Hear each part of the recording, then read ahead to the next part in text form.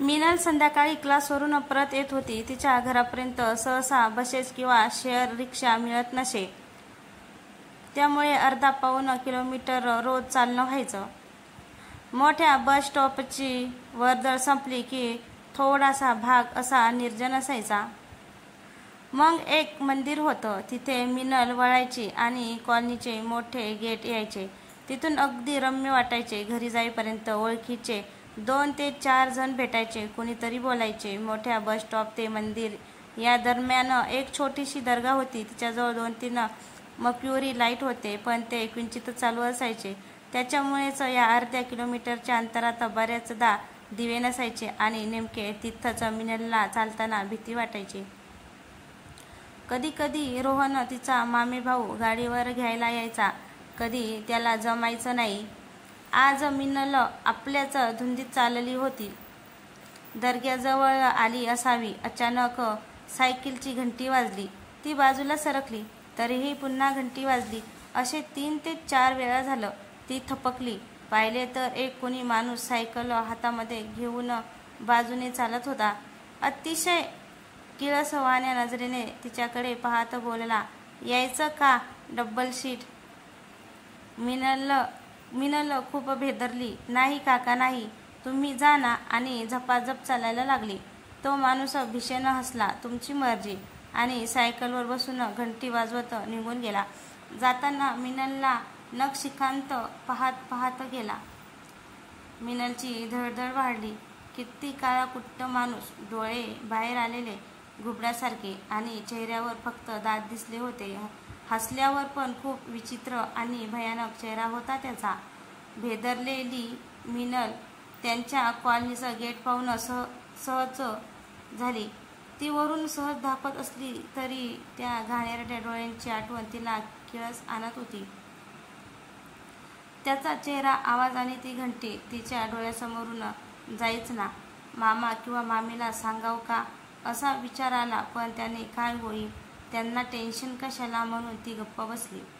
मिनल एका छोट्या कंपनीत नोकरी करायची आणि संध्याकाळी MPSCच्या कोचिंग क्लासला जायची. यावर्षी काहीही करून तिला ही परीक्षा पास करून चांगली नोकरी मिळवायची होती. या ध्येयासाठी छोट्या तालुकाच्या गावातून ती शहरात मामाकडे शिकायला आली होती.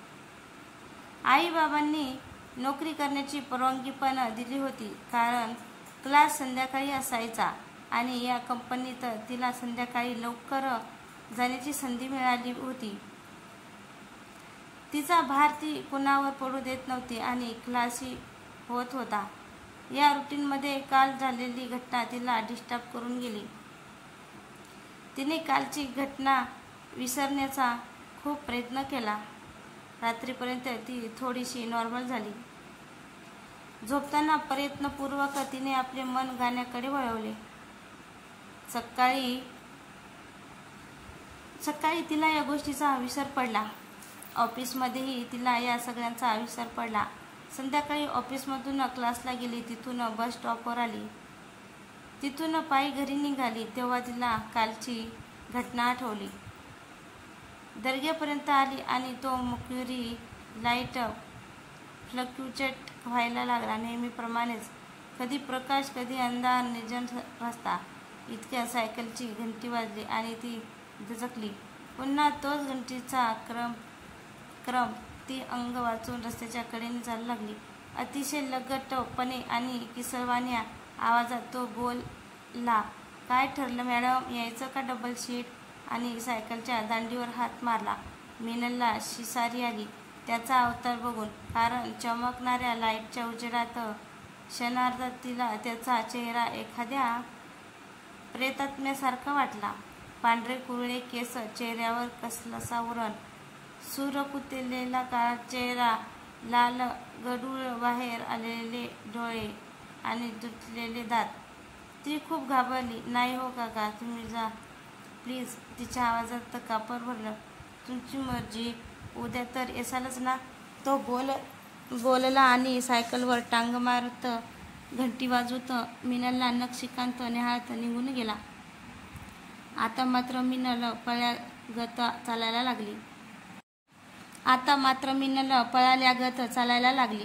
कॉलनीचं गेट आलं आणि तिच्या जीवात जीव आला. घरी आल्या आल्या मामीशी बोलली नाही की टीव्ही समोर बसली नाही. एखादं भूत किंवा पिशाच पाहिल्यासारखी तिची अवस्था होती.